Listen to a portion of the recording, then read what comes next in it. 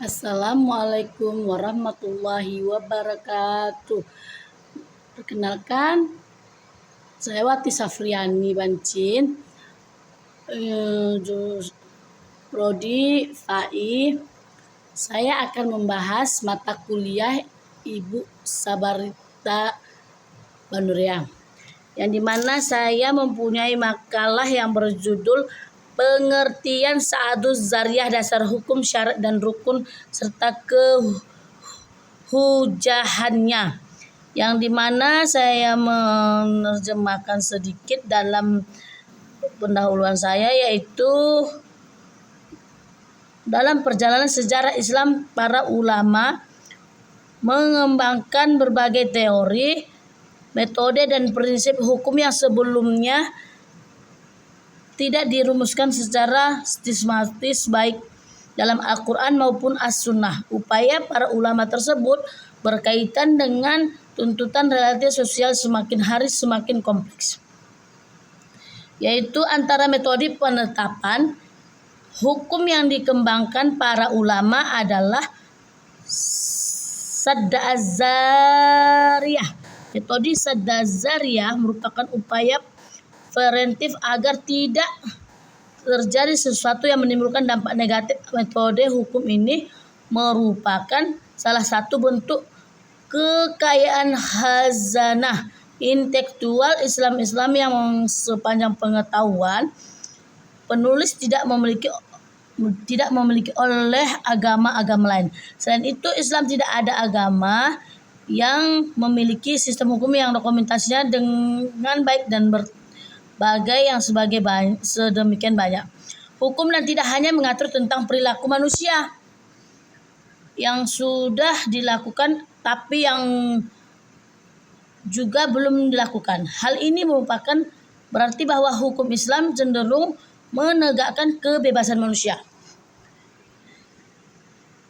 Tetapi karena memang suatu tujuan, hukum Islam adalah untuk mewujudkan kemaslahatan dan menghindari kerusakan mafsadah jika suatu perbuatan yang belum dilakukan diduga yang mengarahkan kepada perbuatan tersebut. Waba Az-Zali membedakan antara Az-Zariyah dengan Maqadimah. Beliau menuliskan bahwa Az-Zariyah adalah laksana tangga yang menghubungkan ke loteng, sedangkan Muqaddimah adalah laksana pondasi yang mendasari tegaknya dinding.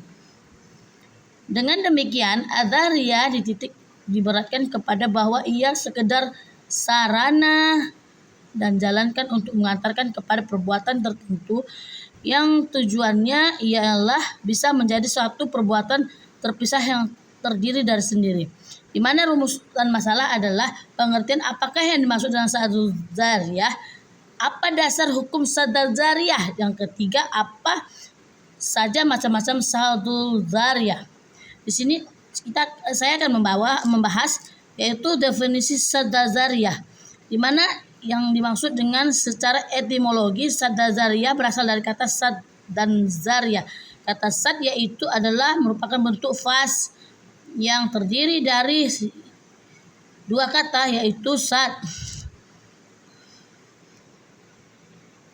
dan Az-Zariyah. Secara etimologis, kata as-sada tersebut berarti menutup sesuatu yang cacat atau rusak dan menimbulkan lubang. Sebagian dari Az-Zariyah merupakan kata benda isim bentuk tunggal yang berarti jalan, sarana, dan sebab terjadinya ke sesuatu bentuk jamak atau dari Az-Zariyah adalah Az-Zariyah. Karena itulah dalam berbeda kitab usul fikih, yaitu usul fikih ulama, usul karya Al-Khafi, istilah yang digunakan adalah As-Saddariyah. Pada awalnya kata Az-Zariyah dipergunakan untuk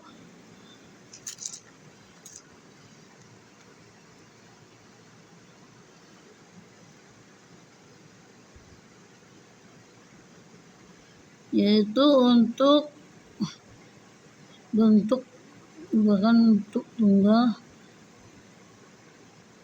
untuk unta yang digunakan orang Arab dalam berburu. Si unta dilepaskan dan sang pemburu agar bisa mendekati binatang lain yang sedang diburu, sedangkan pemburu melindungi di sepanjang unta agar tidak terlihat dengan binatang yang berburu. Yaitu menurut Sultan Il-Anzi, Sadd Zariyah adalah saat artinya menutup celah dan menutup kerusakan, dan juga berarti menegakkan atau melarang. Sedangkan Ad-Dariyah makna adalah jalan yang membawa kepada suatu secara his atau manawi. Di sini dijelaskan dan diartikan di hadis apa-apa yang menjadi perantara dari jalan kepada sesuatu. Jadi menurut bahwa pembatasnya pengerti Ad-Dariyah bertujuan kepada yang dianjurkan.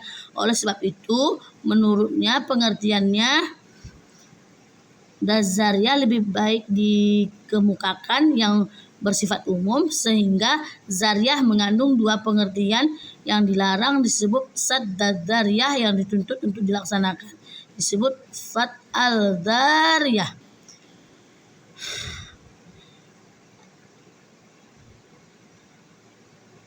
Yaitu di sini dasar hukum Sadd Zariyah takmatuf dalam Quran An-Na'am ayat 108 dan Al-Baqarah ayat 104. Dan janganlah kamu memaki sembah-sembahan yang mereka sembah selain Allah, karena mereka nanti akan memaki Allah dengan melampaui batas tanpa pengetahuan. Demikianlah kami jadikan setiap umat menganggap baik pekerjaan mereka, kemudian kepada Tuhan mereka kembali.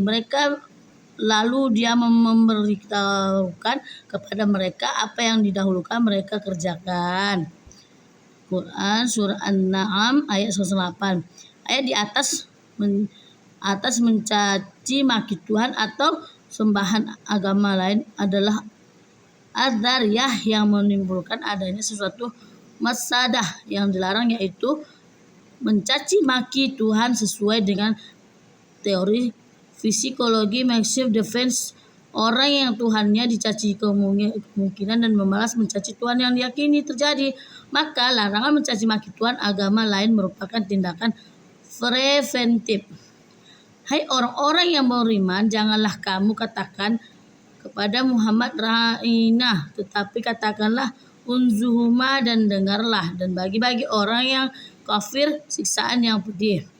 Pada surah Al-Baqarah ayat 104 atas bisa dipahami adanya suatu bentuk pelanggaran terhadap sesuatu perubahan karena adanya kekhawatiran terhadap dampak negatif.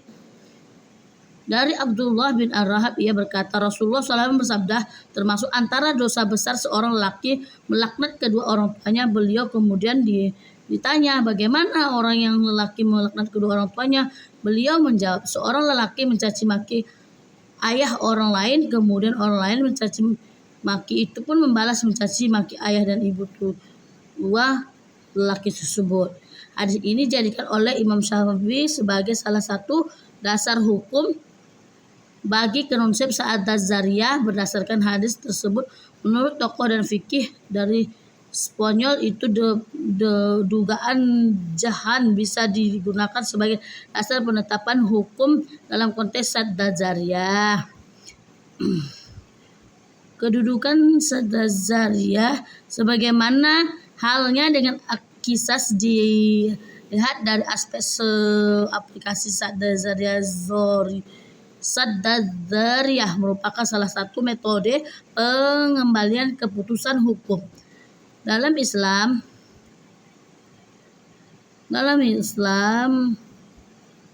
namun sebagai ulama ada yang menetapkan dalam deretan dalil-dalilnya syah yang tidak disepakati oleh ulama ditempatkannya Zariyah sebagai salah satu dalil dalam menetapkan hukum meskipun lesih penggunaannya mengandung arti bahwa meskipun Syah tidak menetapkan secara jelas mengenal hukum suatu perbuatan, namun karena perbuatan itu ditetapkan sebagai wasilah dan satu perbuatan yang dilarang secara jelas,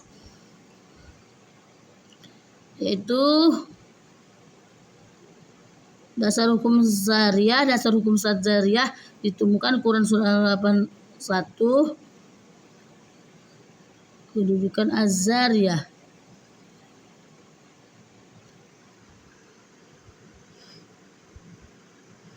Di sini saya akan menyimpulkan sedikit dari rangkuman saya, yaitu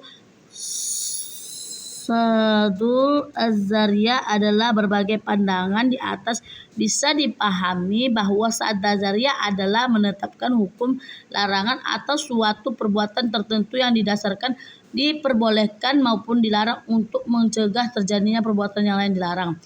Dua, macam-macam Sa'ad Az-Zariyah adalah banyaknya sekali ada ulama yang membenarkan maupun menyalahkan, tinggal bagaimana kita menyikapinya dan menjalani di kehidupan sehari-hari. 3. Dasar hukum Sa'ad Az-Zariyah adalah jelas mulai Al-Quran, Sunnah, kaidah, fikih sampai logika. Semua lengkap. Pandangan ulama terhadap mengenai Sa'ad Az-Zariyah berbeda-beda. Imam Malik dan Imam Ahmad banyak berpegang pada Zariyah, sedangkan Islam Syafi'i, Abu Hanifah kurang.